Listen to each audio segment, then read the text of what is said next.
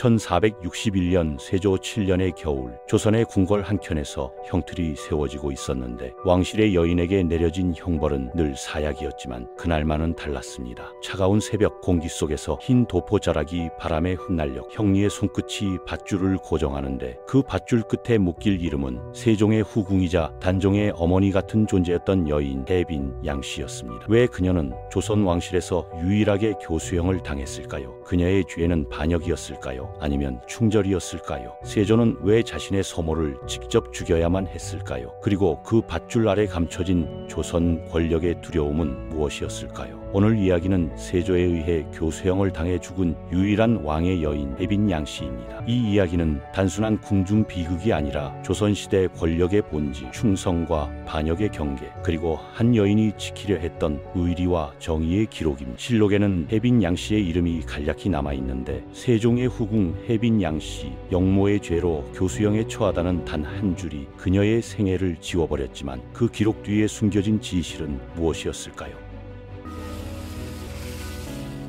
조선 세종 27년의 기록에 따르면 세종실록에는 이렇게 적혀 있는데 귀인 양씨의 부친을 아찬성으로 추중하였다는 이 짧은 한 줄의 기록이 훗날 조선 역사상 유일하게 교수형으로 죽은 왕의 여인 해빈 양씨의 이름을 처음 등장시킵니다. 양씨의 본관은 청주였고 그녀의 집안은 고려 말부터 조선 초에 이르는 명문가였는데 청주 양씨의 시조 양기는 명나라를 왕래하던 외교 사신이었고 그녀의 증조부는 영의정 황이었는데 이 혈통적 배경만으로도 해빈 양씨가 단순한 궁녀가 아니었음을 짐작할 수 있습니다. 조선의 후궁은 두 가지 방식으로 뽑혔는데 간택을 통해 뽑히거나 궁녀로 있다가 왕의 총애를 입는 비간택 방식이었고 승정원 일기와 연려실 기술에 따르면 세종에게는 10여 명의 후궁이 있었고 그중 간택된 이는 단 2명뿐이었으며 나머지는 궁녀 출신 혹은 천으로 입궁한 경우였습니다. 그런데 해빈 양씨의 경우 간택 기록이 없고 궁녀 출신도 아닌 그녀가 후궁이 되었다는 것은 유력한 대신가의 추천으로 궁에 들어왔다는 의미인데 황희와의 인연이 영향을 주었을 가능성이 큽니다. 세종은 학문을 사랑하고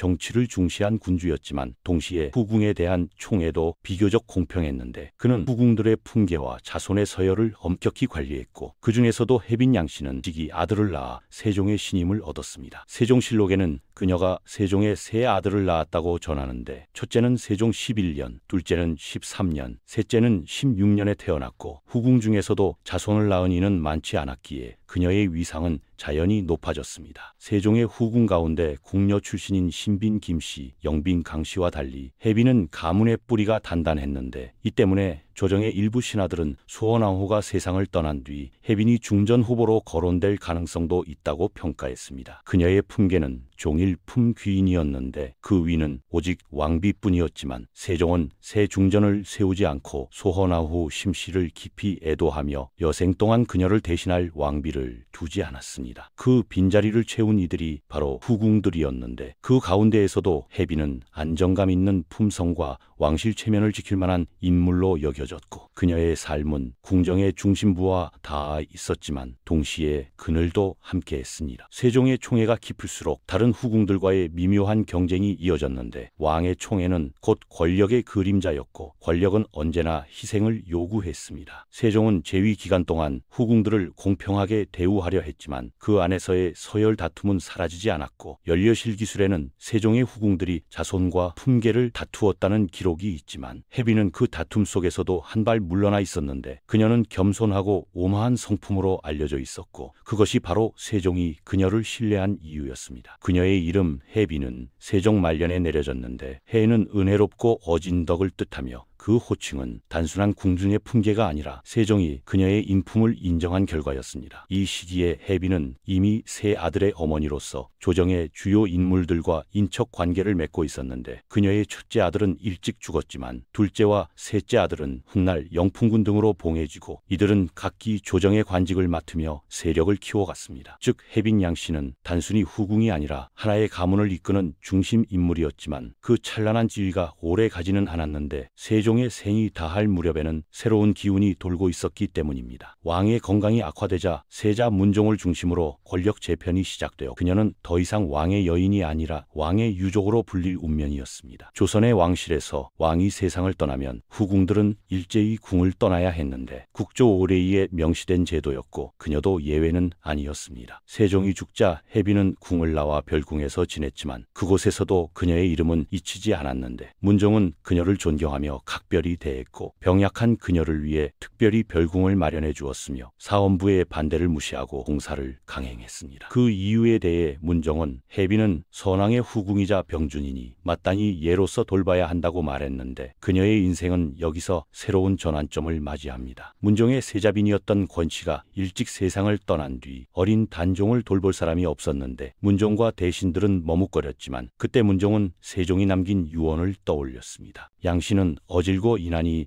어린이를 맡기기에 합당하다는 말이었고 그리하여 해비는 다시 궁으로 돌아오게 되는데 그녀는 더 이상 단순한 후궁이 아니었고 이제 그녀는 조선의 미래왕 단종의 어머니이자 스승이 되었습니다. 이 순간부터 그녀의 이름은 다시 권력의 중심으로 들어가지만 그것은 곧 파멸의 문턱이기도 했는데 조선의 왕실에서 사랑받은 여인은 언제나 권력의 희생이 되었고 해빈 양씨의 삶 또한 그 법칙에서 예외가 아니었습니다. 세종이 세상을 떠난 뒤 조정은 혼란스러웠고 문종이 세왕으로 즉위했지만 병세가 깊어 정사를 오래 맡기 어려운 상태였으며 왕위는 이어졌지만 나라의 중심은 흔들리고 있었습니다. 그때 어린 세손 훗날 단종이 태어났는데 세자빈 권씨가 산후병으로 세상을 떠나자 갓난아이는 어머니 없이 남게 되었고 문종은 깊은 슬픔 속에서 단종을 돌볼 사람을 찾아야 했는데 그가 떠올린 이름은 해빈 양씨였습니다. 세종의 후궁이자 품성과 덕망이 높았던 여인 문종은 그녀에게 단종의 양육을 맡겼는데 세조실록과 연려시일기술에 따르면 해빈은 세종의 명으로 단종을 키우게 되었고 그녀는 세손의 스승이자 보호자였으며 어린 왕세손의 곁을 지킨 유일한 여인이었습니다. 세종의 명이 있었기에 그녀의 지위는 왕실 내에서도 특별했는데 단종은 해빈의 손에서 자라 그녀는 단순히 왕손을 돌보는 유모가 아니라 왕의 품격과 예절을 가르치는 어른이었습니다. 제왕 교육은 예법에 따라 여러 대신들이 감독했지만 단종이 어린 나이에 겪은 상실감과 외로움을 달래준 사람은 해빈뿐이었고 단종은 해빈을 할머니라 부르며 따랐으며 그녀 또한 친자식처럼 아꼈는데 두 사람의 관계는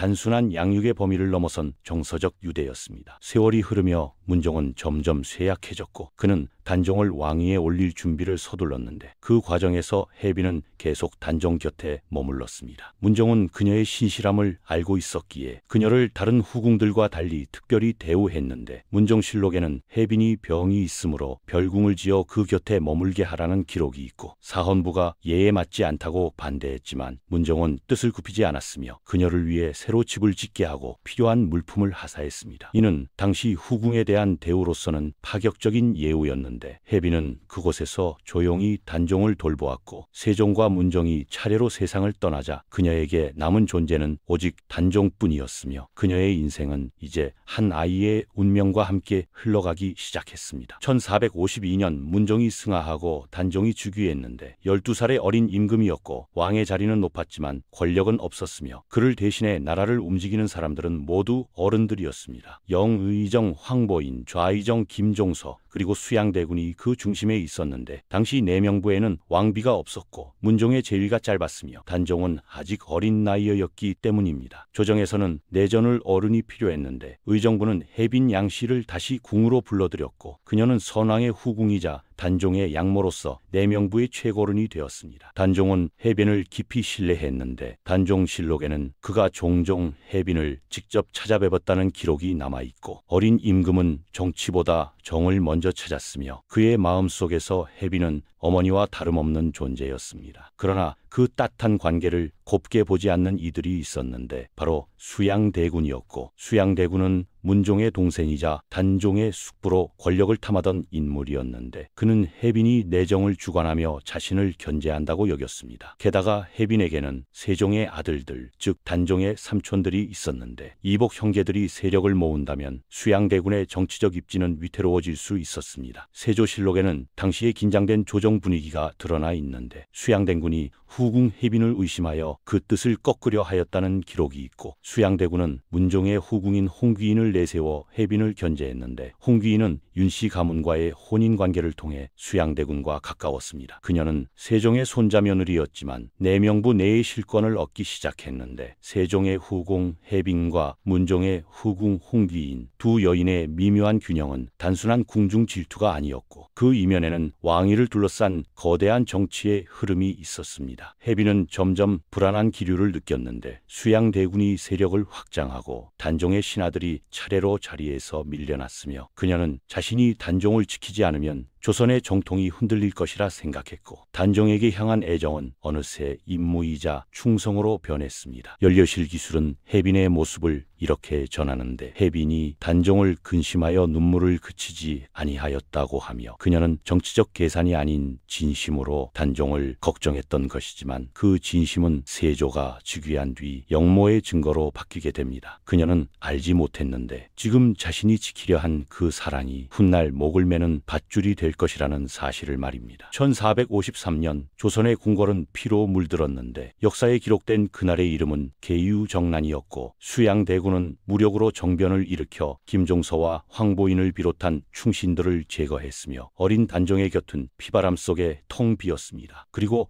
그 중심에서 해빈 양씨는 조용히 그 광경을 지켜보고 있었는데 그녀는 단종의 양모이자 내명부의 최고 어른이었고 수양대군은 누구보다 그녀를 경계했는데 세종의 후궁이자 세 아들의 어머니 그리고 단종의 양육자인 그녀는 왕실의 정통을 상징하는 인물이었기 때문입니다. 수양대군이 왕권을 차지하기 위해서는 이 여인을 반드시 고립시켜야 했는데 세조실록은 당시의 상황을 수양대군이 해빈을 의심하여 내정의 권세를 거두려 하였다고 전합니다. 그녀가 내명부를 관장하며 궁중의 이들을 돌보는 것이 눈의 가시처럼 보였던 것인데 문종의 후궁 홍귀인은 수양대군과 가까운 인물이었고 그는 홍귀인을 내세워 해빈을 견제했는데 홍귀인의 외조부는 윤번이었고 윤번의 동생이 정의왕후 윤씨의 아버지였으며 즉 홍귀인은 세조의 부인과 외척 관계였습니다. 세조는 이를 이용했는데 홍귀인의 품계를 높여 해빈의 권세를 약화시키고 내명부의 실권을 자신이 장악하기 위한 명분을 만들었으며 이후 해빈의 처지는 급격히 변했는데 궁으로 들어온 지 얼마 되지 않아 다시 쫓겨나듯 별궁으로 옮겨졌습니다. 그녀는 말없이 물러났지만 세조에 대한 원망과 불신은 마음속에 깊이 새겨졌고 그러나 단종은 해빈을 잊지 않았는데 단종실록에는 단종이 해빈을 자주 찾으려 했다는 기록이 남아 있습니다. 단종은 어린 나이에 왕위를 지켰지만 마음은 늘 외로웠고 그에게 해빈은 어머니이자 마지막 가족이었는데 그녀는 내전 밖에서 단종의 소식을 들으며 안타까움을 감추지 못했습니다. 1455년 결국 수양대군은 스스로 왕위에 오르는데 역사는 그를 세조라 부르고 단종은 상왕으로 강등되어 왕권에서 완전히 밀려났으며 그의 해빈은 다시 한번 궁의 부름을 받았지만 이번에는 예우가 아니라 조사였습니다. 세조는 즉위 이후 끊임없이 단종 복위의 음모에 대한 보고를 받았는데 그 중심에는 항상 단종을 지지하던 인물들이 있었고 사육신과 생육신으로 불리는 충신들 그리고 단종을 보필하던 궁중 인물들 그들의 이름 사이에서 반복적으로 등장한 이름이 바로 해빈 양씨였습니다. 세조실록 4월조에는 단종의 잔당이 궁중에 남아 해빈과 내통하여 모욕하였다 하여 추국을 명하였다고 기록되어 있는데 그녀의 운명이 이미 결정되었음을 의미합니다. 세조는 해빈이 금성대군과 내통하여 단종 복위를 꾀했다고 주장했는데 금성대군은 단종의 큰아버지로 세조의 왕위 찬탈에 강하게 반대했던 인물이었고 세조는 단종의 복위를 지지한 세력을 규정했으며 해빈은 그 핵심으로 지목되었습니다. 해빈은 결백을 주장했는데 그녀는 단지 단종을 걱정했을 뿐 반영의 뜻은 없었다고 항변했지만 세조에게 중요한 사실이 아니었고 그녀가 세종의 후궁이며 단종의 양모였다는 사실 그 자체가 불안의 근원이었습니다. 연려실 기술에는 세조가 해빈의 이름을 여러 차례 언급하며 불쾌해했다는 기록이 있는데 해빈이 단종을 사모하여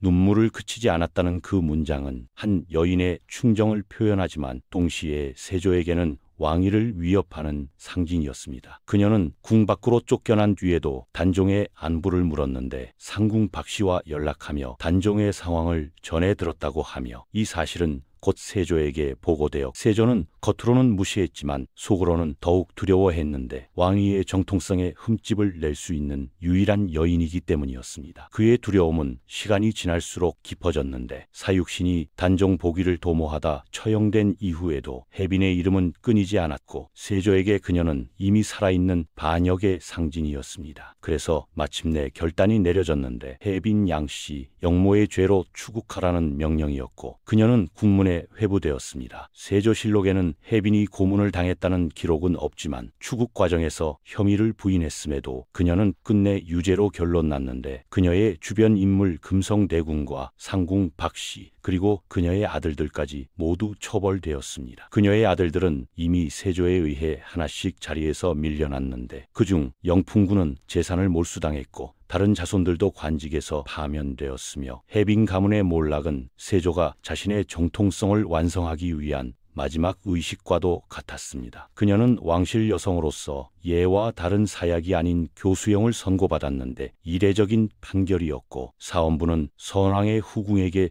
교수형을 내리는 것은 않다고 반대했지만 세조는 뜻을 굽히지 않았으며 그의 판단은 명확했는데 은밀히 죽여야 다시는 이름이 남지 않는다는 것이었습니다. 1461년 혜빈 양씨는 조용히 형장으로 향했는데 그녀의 죄목은 영모였지만 그녀의 마음은 오직 단종을 향해 있었습니다. 그날 조선의 하늘은 고요했고 그녀의 이름은 실록에 단 한 줄로 기록되었는데 세종의 후궁 혜빈 양씨 영모의 죄로 교수형에 처하다는 그 한 줄이 한 여인의 생애를 지워버렸지만 그것은 또한 세조가 가장 두려워했던 이름이었음을 역사는 알고 있습니다. 형장에 도착한 그녀는 말없이 자리를 지켰는데 흰 도포가 바람에 스치고 얇은 비단끈이 형틀 위에 걸렸으며 그녀의 눈빛에는 원망보다 체념이 깃들어 있었습니다. 그녀는 마지막까지 자신의 결백을 부정하지 않았는데 나는 단지 단종을 염려했을 뿐이다 라는 그 말이 전해졌는지조차 기록에는 남지 않았고 그녀의 생은 그렇게 끝났는데 세종의 후궁으로 시작해 단종의 어머니로 살아 세조의 명으로 죽었습니다. 그녀의 시신은 조용히 치워졌고 이름은 궁중의 금기처럼 사라졌는데 실록은 그녀의 이름을 다시는 언급하지 않았습니다. 조선의 왕실에서 여인이 죄를 지으면 사약이 내려졌는데 그러나 세조는 왜 굳이 교수형을 택했을까요? 사약은 은밀한 죽음이지만 교수형은 공개적이고 구체적인 형벌이었는데 그는 혜빈의 죽음을 통해 단종의 기억을 완전히 끊어내려 한 것이었습니다. 왕의 서모가 형틀에 올랐다는 소문은 조선 저작거리에 퍼졌는데 그것은 경고였고 단종을 기억하지 말라, 충절을 입에 올리지 말라는 메시지였습니다. 세조는 이 사건을 끝으로 단종과 관련된 모든 임무를 숙청했는데 그의 정치는 안정되었지만 민심은 냉랭했고 백성들은 입을 다물었지만 마음속에서는 은밀히 그녀의 죽음을 애도했는데 어린 임금을 보살폈던 어진 여인, 그 여인이 영모로 죽었다는 소식은 아무리 은폐해도 사라지지 않았습니다. 그녀의 세 아들 가운데 살아남은 이는 거의 없었는데 가사는 몰수되고 후손들은 관직에서 추방되었으며 한 가문의 몰락이자 한 시대의 끝이었습니다. 그녀의 죽음으로 단종의 시대는 완전히 종결되었고 세조의 조선이 시작되었는데 조선의 역사 속에서 혜빈 양씨는 오랫동안 금기의 이름이었고 공식 기록에서는 지워진 존재였지만 궁중의 입소문 속에서는 충절의 여인으로 회자되었습니다. 사람들은 몰래 그녀를 불렀는데 단종의 어머니, 세조의 서모, 억울하게 죽은 여인이라고 말이며 그녀의 삶은 한 시대의 모순을 압축하는데 왕의 여인으로 시작해 왕권의 희생으로 끝난 여인이었고 그녀의 죽음은 세조의 왕권을 완성했지만 동시에 조선의 도덕적 상처로 남았습니다. 조선의 법과 예는 형식적으로 지켜졌지만 정의는 사라졌는데 그녀의 시신에는 신주조차 모셔지지 못했고 묘의 위치는 오래도록 알려지지 않았으며 기억은 사라졌지만 이야기는 남았습니다. 혜빈 양씨가 교수형을 당한 지 250년의 세월이 흘렀는데 조선의 하늘은 수많은 왕조의 변화를 겪었고 단종과 세조의 이름은 역사 속에 묻혀갔지만 지워진 이름 하나가 다시 세상의 빛을 보게 되는 날이 찾아왔습니다. 17세기 후반 숙종의 시대 조선 사회에는 예와 명분을 중시하는 새로운 정치 풍조가 퍼졌는데 사육신의 충절이 재평가되고 단종 복위의 정당성이 논의되었으며 숙종실록에는 단종을 복위하고 사육신과 혜빈 양씨의 신원을 회복하라는 기록이 있는데 그녀의 이름이 다시 실록에 등장한 순간이었습니다. 순간이었습니다. 숙종은 세조의 즉위가 불가피했던 정치적 현실을 인정하면서도 그 과정에서 희생된 인물들에 대한 예우를 복구하고자 했는데 사육신의 복권이 이루어진 이후 해빈 양씨의 억울한 죽음도 재심의 대상이 되었습니다. 그녀가 영모를 꾀한 것이 아니라 단종의 정통성을 지키려다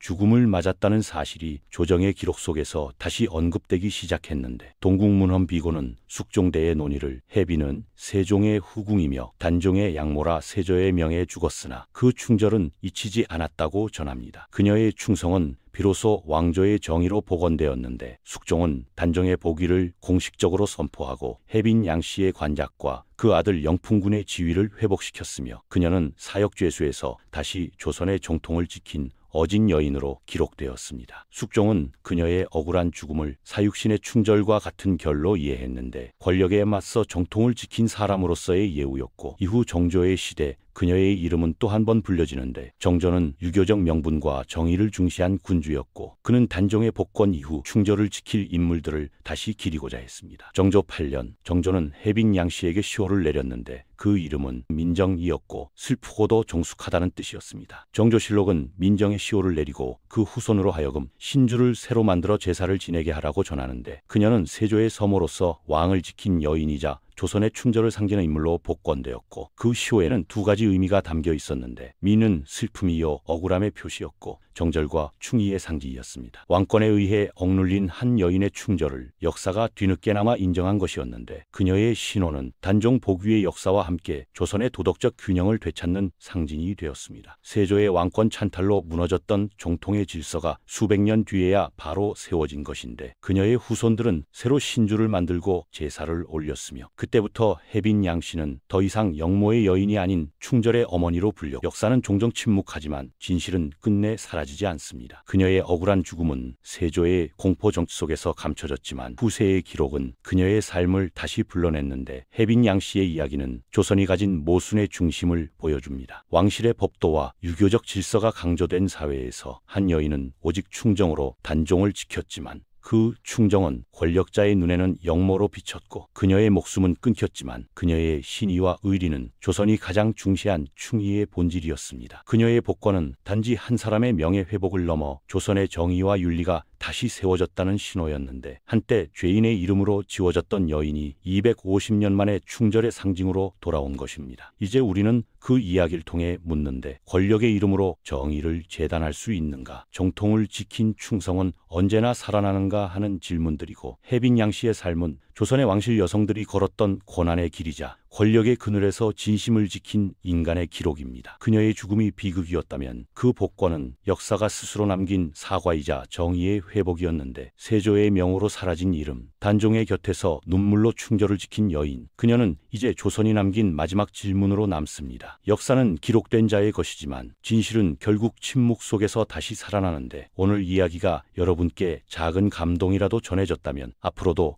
우리 역사 속 멋진 인물들의 이야기에 많은 관심 부탁드립니다. 구독과 좋아요는 제가 더 재미있고 알찬 역사 이야기를 준비하는 데 큰 힘이 되는데 다음에도 새로운 이야기로 여러분과 다시 만나길 기대하겠습니다.